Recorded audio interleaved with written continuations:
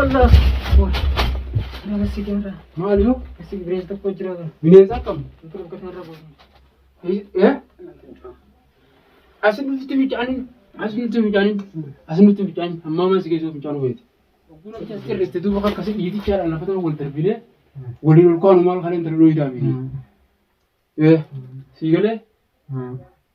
Fincaan natti sin xirrisin. Waqofataa natti sin qoqqofatin. Kristii guddatte beekan malaykum warahmatullahi wabarakatuh. Qofeemtoota fardootaa jirra jirtu. Baga jiraattan jechuun gaa'ee isaafan qabu. Baga jiraattan har'a geessanii as geessanii. Anis gaa walumaanuu baga geenye tanaan jechuun barbaade. Maaliif jennaan jiraachuu namni beeka akka itti jiru obbumaaf beekaa jenna. Ammaan tana gaa jiraachuun kiyya gaanumaan jira. Akkaan itti jiru garuu rabbumaaf beeka jechuu barbaadee harma gabaabaa. Maaliif jennaan gaa mucaa kana gachiisi jeen taaka lama jawwee jeelu taala. Sadaffaa hin ciisunumaan dhaabbaddaadha. Taa ija waliin kaadha. Ciisennaan gadi afurmaan itti jiru tana. Rabbummaan isin mutiin nama biraallee mutiin ammaan tana gaa waliin keessa jiru waan keessa jiru jechuun qabu waan keessa jiru hin qabu jechuu barbaadeetuma. Maaliif jennaan ammas laaqee fuudhallee mana akamaatti hin deema. Yeroon tun ammas leeyiliidha. Yeroo silaa mana akamaatiif kanaan nama dhaabbatanii miti.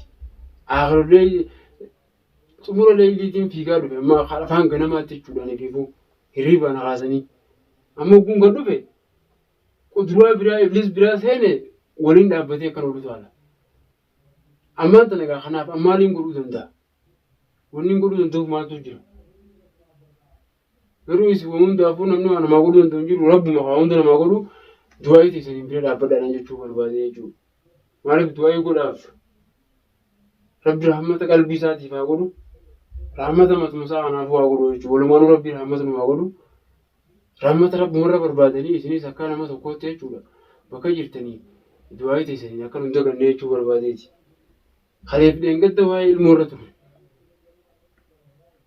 Waa'ee ilmoo fitiidhaa. Har'a san bira dabartee yaratee daaraa ta'e ammaan tana akkasitti jechuudha na utaalee hin maruuf. Akkuma irratti deebiin taane reefu dubbaddeetti. Egaa mee maal godhuu maaliin godhuu danda'a mee maal? Tiyyaafis hojuun dhabee oguu wanti biraa dhuftanii aman oguu gama wal'oonnee aman oguu gama seeschaannee aman hayyee iddoo sanatti maal haa ta'u daaraa ta'eetiin jira. Jidduun kutatti duraan wajji jirta amma maaltu si ofee nuti miidhamnaan deemtu ta'e. Amma kasatti na dhufte oguu taa'uun haa hojii jajjabeeta arraan tana miidhamni inni miidhama jabaarra geenyaani mana galtee rafteetteeti leedii dhuftee na kaaftee jechuudha. Amma achiin ol isaalee gad dhufe amma mee maaliin godhuufii danda'an? Ogeessaan fidatti ogeessaan argaa hin danda'u. Nama dawaa sii kannuun sii fidaa kun jee dhiitichaan darsoon lafaa kaasee akka barara. Hayyee kana biras dabri maas hayyee ammaan tana wagguu halkan duraffisne. Rakkummaan isaa ogummaas leeylumaa fi asrii eeguu deemte hayyee yerummaa namni dalagatu leeyli namni rafa. Guyyaa namni dalagata. Hayyee ati yeruma lamaan kana ogguu shayitaanni rasee gale nuti kamii jiraachuu dandeenya. Ani ammaan tana tanarratti waan hin jiru akka hin qabu. Waan isin naan jettan bichaa deebisaa eeggachuu jechuu barbaadeeti. Maaliif jennaan kana caalaa wanni godhuu danda'u hin jiru akka nama tokkotti yoo hin dandeenye nama isa yaaluu manatti itti fida kun jedhu biraa mana yaalaatiin geessu kun jedhu amma kun halee miyyoo viidiyoo kun dhabdan dhahicha dheedhii ilkee irraa daaqe miyyoo mana akamaa geessine miyyoo ilkee dhee cabsee miyyoo isa laaluu dhufte jechuudha.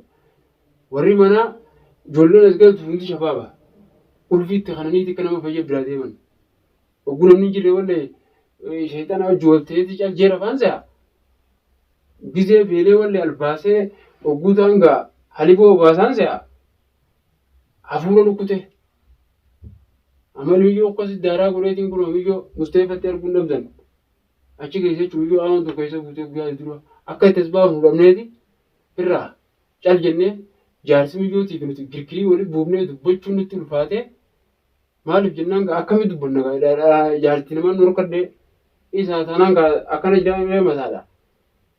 Ammaan tana gaayee gurbummaa sanuu waamuma jahu wallaalee afaan qabatee intala nyaata fiddee fi ganama fatarratti tollutti. waan galii bira jirtu citiitti gadhiisee mijoochin lafaan dhahee jechuudha irratti. Mijoon akkasitti ilkeen tajaajilatu hin jabde akkasii mana namaa geessinee caccabtuu kan isaa guuru. Maaltu kana godhe jennaan gaa namaa deemne dubbii biraati. Aboo ilkeen ni taante bitee maarree taate ni nyaadhamti duraan dhukkubbii qabdi. Maal hin jabannee akkama ilkeen duraan dhukkubbii qabdu tanaayi. Akkasitti jechuun amma kasaaraa meeqa nu naqeemmaas. Asiin kasaaraa bira asiin hayyee dubbii bira. Hayyee beekamsi irraa taana yaa'ummaa. Amma nu mataan dhoowwee bara. Anamma isin jidduudhaa ifumaafuu utaaluun barbaadu jiru. Bakka isin nan agarreetti fagaadhee mana reeffachuu. Duraan horaan galaa miti yoon bakka takka ta'a. Lukkuunumaa jirtu hin taane. Fagaadheetiin bakka waliin agarree galee jechuunis. Amma booda nama isin yaamtanii olii gadi hin caawwatan girii godhaatan. Akkasitti ichi booda gaa aalii uummata mammataa akkuma miidhuu dhohitee lafa darbisaniiti wal jidduu dhohisanii lafa darbisan ammaas hasaaruma biraa dabalatan. Arrama maallaqa meeqaa bee? Akkam godhuufi hasaaraa tan oomishu gargaaramma mijee dhohitee ilkirraa cabsite. Asirratti fincaaniin asirratti fincaaniin ammaa mana si keessoo fincaanuu feete. Fudhutiin boobisa. Warra buutis akkas jirti anuuf nyaannate been taa'u jira kun shurfaa mana karaati obseeti ati ammaa asii gubbannaa dabaluu deemta. Fincaa. Asin na fincaan taatoo ammaa maan si keessa waan aayilaandiin si fida. Aayilaandii gamu. Aayilaandii miikaa keessa. Aayilaandii keessaan si fida sanii fincaan ta'uu fincaanuu feete. Nus daadha. Aayilaandii akkamiin sodaatta? Egaa ammaa mara guutuu dadhabde aayilaanduma si fidee fi qabdee fincaan ta'a. Amma isin fincaantee akkamitti eenyaa haanu kun mataan gurgurachuu jira. Akka warreen baatii shan as keessatti hidhamte maree maali mihoolaan baatii shan as keessa galee galtee akkasii mataan kun zawwuu na jira malaalaan mataan kun biifuu qabu na jira amma qofaa as keessaan ol deemu jiru oowwuu asirraa ka'u jiru. Ani garchaadhaa jeetiin dhahamee gurbattees waan hundatti himee isin jidduu gaafate. Isaanis asumas dhiisanii isinis asumas dhiiftee namni deemee jechuudha. Amma as keessa haala kanaan yoo ta'e torbee tokko teenyaan amma qonkoloota dadhabdee kun haalli dhuguu jirtu miti haalli mana waaqessu jirtaa miti. Guyyaa sani gaafni rifeensa keessaa baasu bukkana fincaatan if jala balleessisee asuma ciiftee asuma fincaantee albaatiin asuma gafanni asuma ta'e kana. Anam bara kanatti dhaabee jiru bara obseen taa'u jira obsee. Nara addaan fudhatan nara kan irraa jira. Eessatti hin deema. Hin beeku kan deemtu hin beeku. Laala amma bakki inni deemu hin jiru. Amma ni rafna. Rafneetiin. Nama jira rafeen fedhu. Rafneetiin ganama si fuudhee yoo bakka ogeessa fayyaa bira ta'u ogeessa fayyaa bira si geessu. Mana yaalaa yoo ta'e mana yaalaa si geessu. Nama jira rafeen kan irraa deema. Akkamitti? Seen irraa. Amalee as godhu hin mataa kana. Narraa been jira si. Mataa kana si godhu. Narraa been. Eessatti hin baamma? Beenyarraa. Akkamittiin dhufe fiigaan dhufe bara? Beenyarraa. Amma bakki itti bo'u jiru anis asumaan ciisa atis asuma ciifta akka rabbi na bulchatti jedhanii imaamaati yaa funyaan akkanatti fidheetiin rafa funyaan kiyya akkana godheetiin rafaa jechuudha. Ajala qadara rabbiiti wanni biraa akkasii waliin bullee ganama dhukkubsadhuus dhukkubsadhee ammoo rabbi na jaana baasnaanis na jaabee haala kanaan yoo qabdu taate baabaafi dubbii birarra buutu gabbaatii ammoo dhalaa takka gaa gootee lafa darbite. Hasaaraan ta'a. Guyyaa sadeen kana dura mijoo dhohiteewu ganaadha. Wanni akkaawuntii irraa eeggachuu ta'an mijoon hin wallaanamne mallee mana hamaa jirti. Har'a dhaqeetiin ammaan tana asiriichi deeme. Mijoon achi jirti. Ilkee awoo lamarraa diiguu jiran. Mijoo rabbi kanaan murree ni baasee akkas jechuudha. Saniifuu amma waa meeqa akka balleessitee amma galtu haaltee ammaas nama biraa dhohitee lafa darbu deema hasaara nuu deemta saniifuu ciisi. Naa wajjin ciiftuun hin ta'u. Akkas jechuudha.